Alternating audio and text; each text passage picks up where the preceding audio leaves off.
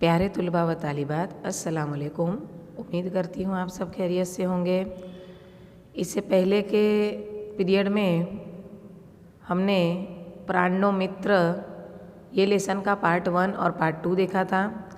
आज हम इसका पार्ट 3 देखेंगे, जिसमें हम आगे का पाठ पढ़ेंगे। तो इसके थोड़ा रिवाइज कर लेते हैं। प्राणो मित्र पाठ के लेखक है रविंद्रनाथ टैगोर। साहित्य कृति है साहित्य प्रकार है अनुवादित वार्ता, और इसके अनुवादक है प्रसाद ब्रह्मभट्ट। इसके बाद इन्होंने गीतांजलि काव्य संग्रह के लिए नोबेल पुरस्कार हासिल किया है, ये भी रिवाइज किया है। ये आपको याद रह जाए इसलिए हम बार बार रिवाइज कर रहे हैं। लेखक का परिचय हमने हासिल किया था, पाठ का परिचय भी हमने देखा था कि किस प्रकार जो छोटा सा बलाई नाम का लड़का है, उसे पेड़ पौधों से बहुत ही ज़्यादा प्यार है। वो प्रकृति के सौंदर्य का पूरा मज़ा लेता है, अपने ही मनोमन बातें करता है। जब कोई दूसरे बच्चे, बदमाश बच्चे जब पेड़ पौधे को नुकसान पहुंचाते हैं या फूल तोड़ते हैं तो उसे बहुत ही दुख होता है। जब मज़दूर घास काटने के लिए आते हैं तब वो काकी से कहता है कि आप इनसे कहिए कि घास न काटे। काकी उसे समझाती है, लेकिन फिर कुछ दिनों बाद वो समझ जाता है कि उसके ये दुख को उसे अकेले को ही सहन करना पड़ेगा। इसका कोई सहभागी नहीं है, कोई उसका दुख बांटेगा नहीं, उसके जज्बातों को समझेगा नहीं। एक दिन उसके काका पेपर पढ़ रहे होते हैं और वो बागीचे में उनको ले जाता है, और वहाँ जो शिमड़ा का वृक्ष का पौधा, उसका जो अंकुर फूटा है वो बताता है। और ये देखकर काका मतलब के फिक्रमंद हो जाते हैं, क्योंकि ये बिल्कुल रास्ते के बीचों बीच उग रहा है। अगर बलाई ने इन्हें बताया नहीं होता तो उनका ध्यान बिल्कुल भी नहीं जाता। और फिर रोज़ाना बलाई खुशी खुशी ये जो पौधा है शिमड़ा का, उसे पानी डालता और रोज़ सुबह शाम देखता कि अब ये कितना बड़ा हुआ है, कितना बड़ा हुआ है। ऐसा उसके उत्साह का कोई पार नहीं था। लेकिन धीरे धीरे ये जो शिमड़ा का वृक्ष है, इसकी बहुत ज़्यादा पर्ण समृद्धि हो जाती है। तो काका कहते हैं कि हम इसे काट डालते हैं, लेकिन तब भी बलाई बहुत रोता है। काका से कहता है कि मैं आपके पैर पड़ता हूँ, आप ये पेड़ जो है शिमड़ा का जो वृक्ष है ये ना काटे। लेकिन काका उसकी बात नहीं मानते हैं। उसके बाद जो बलाई है वो अपनी काकी के पास जाता है और बहुत रोता है, और उन्हें कहता है कि विनती करता है कि आप ये पेड़ मत काटिए। और काकी के कहने पर जो बलाई के काका है वो पेड़ नहीं काटते हैं। लेकिन ये पेड़ 1 साल में तो अंदाज़न बहुत ज़्यादा बड़ा हो जाता है। लेकिन सबसे ज़्यादा लागणी, सबसे ज़्यादा लगाव जो बलाई को है वो किससे है, तो ये शिमड़ा के वृक्ष से। यहाँ तक हमने पार्ट 1 और पार्ट 2 देखा था। आज हम पार्ट 3 की तरफ आगे बढ़ते हैं। दररोज मने झाड़ मूढ़ जेव लागतू। काका क्या कहते हैं कि रोज़ाना जब वो ये झाड़ को, शिमड़ा के वृक्ष को देखते तो मूढ़ जेव यानी एक मूर्ख जैसा उन्हें लगता। क्यों मूर्ख जैसा लगता? क्योंकि खोटी जगह आवीने ऊभू हतु। क्या कहते हैं कि गलत जगह पे वो उग गया था। अक्सर हम पेड़ पौधे लगाते हैं तो कॉर्नर से, साइड से लगाते हैं, आने जाने के रास्ते पर नहीं लगाते। लेकिन ये कुदरती उग गया है। तो यहाँ काका की सोच क्या है कि ये गलत जगह पे उग गया, इसलिए उन्हें ये मूर्ख जैसा लगता है। एकदम लांबू पહોળું થઈ ગયું હતું, बहुत ही ज़्यादा मतलब उसका फैलाव हो गया था। जे जो तू ये विचारतू कि અહીં શા માટે, जो भी ये वृक्ष को देखता तो सोचता कि ये यहाँ इसे किसने लगाया, या ये कैसे उग गया है यहाँ रास्ते के बीचों बीच। फरी 2-4 बार तेने मृत्युदंड देवानी दरखास्त करी। क्या कहते हैं कि फिर से उन्होंने 2 से 4 बार ये पेड़ को मृत्युदंड देने की, मतलब कि ये शिमड़ा के वृक्ष को काटने की दरखास्त की, मतलब कि अपनी अर्जी जो है वो रखी। बलाई ने मैं लालच आपी कि एना बदलामां हूँ तने गुलाबना કેટલાક खूब सुंदर छोड़ लावी आपीश। उन्होंने क्या किया कि बलाई को मतलब कि रिश्वत देने की कोशिश की कि ये जो शिमड़ा का वृक्ष है ये रास्ते के बीचों बीच उगा है, अगर ये मैं काट दूँ तो इसकी जगह मैं तुझे दूसरे गुलाब के बहुत ही खूबसूरत पौधे ला दूँगा। लेकिन ये रिश्वत भी काम नहीं आई। मैं एम पण कहूँ, काका ने और क्या कहा, तने जो शिमड़ाનું વૃક્ષ જ પસંદ હોય તો તેનો એક રોપ લાવી હું વડ પાસે રોપાવું, સુંદર લાગશે। क्या कहा काका ने कि अगर तुझे शिमला का ही वृक्ष पसंद है तो हम ये पेड़ काट के दूसरा छोटा पौधा ले आते हैं और वो वहीं दूसरे जगह मतलब के जो दूसरा पेड़ है वड़ का उसके पास हम इसे लगा देते हैं, तो ये रास्ते में किसी को नड़ेगा भी नहीं। પરંતુ કાપવાનું નામ દેતા તો ફફડી ઉઠતો ને કાકીને કહેતો રહેવા દો ને, એવું શું ખરાબ લાગે છે। लेकिन जैसे ही पेड़ को काटने की बात आती तो जो बलाई था वो बहुत ही बेचैन हो उठता था, रोने लगता था। इसलिए फिर काकी कहते थे कि रहने दो, आपको क्या उसमें तकलीफ़ हो रही है। मारी भाभीનું અવસાન થયું ત્યારે આ છોકરો ધાવણો હતો। अब यहाँ अतीत की बात बता रहे हैं कि बलाई के ये काका काकी है और मतलब कि वो कैसे क्यों इनके पास रहता है वो कहानी हमें यहाँ बता रहे हैं। यहाँ काका कहते हैं कि बलाई के काका मारी भाभीનું અવસાન થયું ત્યારે આ છોકરો ધાવણો હતો, यानी जो बलाई है उसकी माँ की यहाँ बात कर रहे हैं। जब उनकी मृत्यु हुई तब बलाई बहुत छोटा था, दूध पीता बच्चा था। धावणो હતો मतलब धारू चूके शोक बोलवा मोटा भाई इंजीनियरिंगना अभ्यास अर्थे विलायत गया।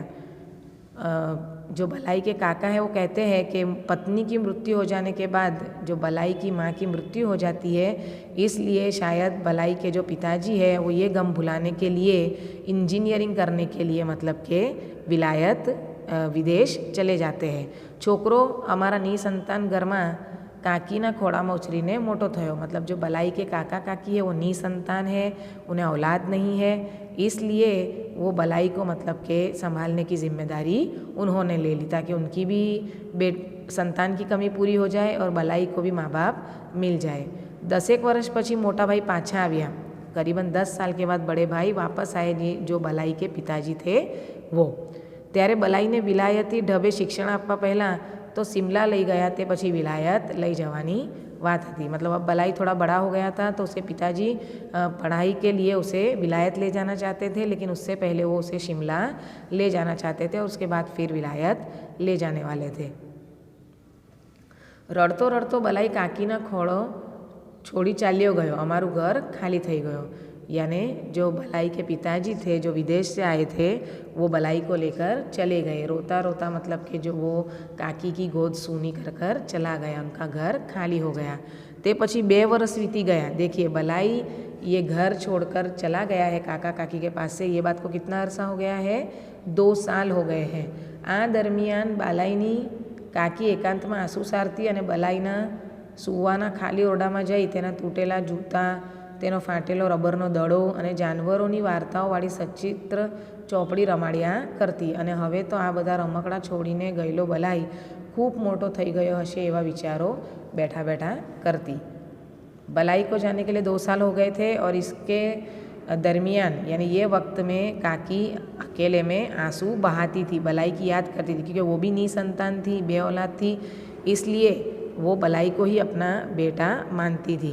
उसके जाने के बाद वो बिल्कुल अकेली हो जाती है, अकेले में रोती है और बलाई जहाँ सोता था वो रूम में जाकर उसके टूटे हुए जूते हैं, उसके जो फटा हुआ जो उसका रबर की उसकी गेंद है बॉल और उसकी जानवरों वाली फ़ोटो वाली कहानी की किताब से खेलती है। और ये सब चीज़ें मतलब कि छोड़कर तो बलाई अब बहुत बड़ा हो गया है होगा ऐसा सोचती है। एक दिवसे मैं जोયું तो पेલું शीमड़ाનું ઝાડ खूब मोटું થઈ ગયું હતું। काका क्या कहते हैं कि एक दिन उनकी नज़र पड़ी तो उन्हें ध्यान आया कि ये शिमड़ा का वृक्ष तो और भी ज़्यादा फैल रहा है, बढ़ रहा है, એટલું મોટું કે તે હવે આશ્રય આપી શકાય नहीं। एक दिवस में ते कपावी नाख्યું। क्या कहते हैं कि अब इतना बड़ा हो गया था, उसका फैलावा इतना हो गया था कि अब उसे हम सहारा नहीं दे सकते थे, अब बलाई भी नहीं था, इसलिए काका ने मतलब कि ये पेड़ को कटवा दिया। एवां शिमला थी बलाईए तेनी काकी ने एक पत्र लख्यो। जो बलाई है उसको 2 साल हो गए हैं जाने के लिए, उसके पिताजी पहले से शिमला ले जाने वाले थे और वहाँ से विलायत ले जाने वाले थे, इसलिए बहुत वक्त के बाद शिमला से बलाई का पत्र आया, लेटर आया काकी के ऊपर। उसने क्या लिखा, काकी मारा पेला शिमड़ाना वृक्षनो एक फोटोग्राफ मने मोकली आपजो। देखिए मैंने जैसे पहले आपको बताया कि सबसे ज़्यादा उसे शिमड़ा के वृक्ष से लगाव था, इसलिए वो भूला नहीं है यहाँ से जाने के बावजूद भी। काकी को कहता है कि मेरा जो शिमला का वृक्ष है उसका फ़ोटोग्राफ मुझे भेजो, अब तो वो काफ़ी बड़ा हो गया होगा। વિલાયત જતા પૂર્વે બલાઈ એકવાર મને મળવા આવશે એવી વાત થઈ હતી।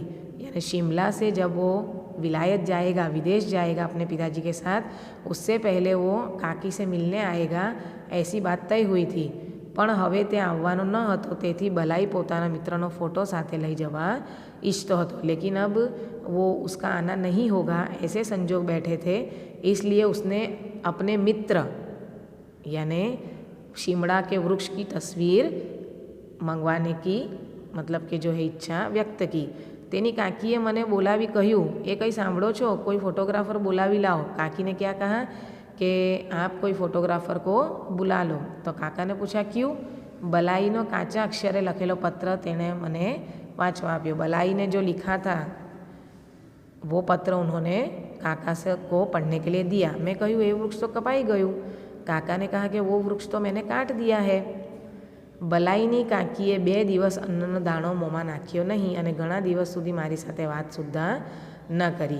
देखिए काका की ये जो हरकत थी, जो उन्होंने बलाई का जो प्यारा वृक्ष था, शिमला का वृक्ष, उसे काट दिया था, तो ये बात पर काकी बहुत नाराज़ हुई। उन्होंने 2 दिन तक खाना नहीं खाया और बहुत दिनों तक काका से बात भी नहीं की।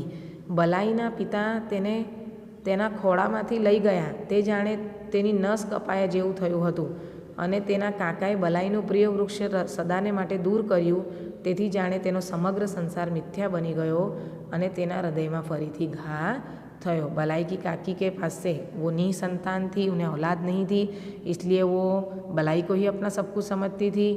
जिस दिन बलाई यहाँ से गया था तभी मानो कि जैसे उनकी नस कट गई हो ऐसा उन्हें महसूस हुआ था। और अब जब बलाई का प्रिय वृक्ष कट गया है तो मानो कि उनके लिए पूरा संसार मिथ्या यानी बेकार किसी काम का नहीं रह गया है। फिर से उनके दिल पर चोट लगी थी, गहरी चोट लगी थी। ए वृक्ष तेना बलाईनु प्रतिरूप, तेना प्राणनु मित्र।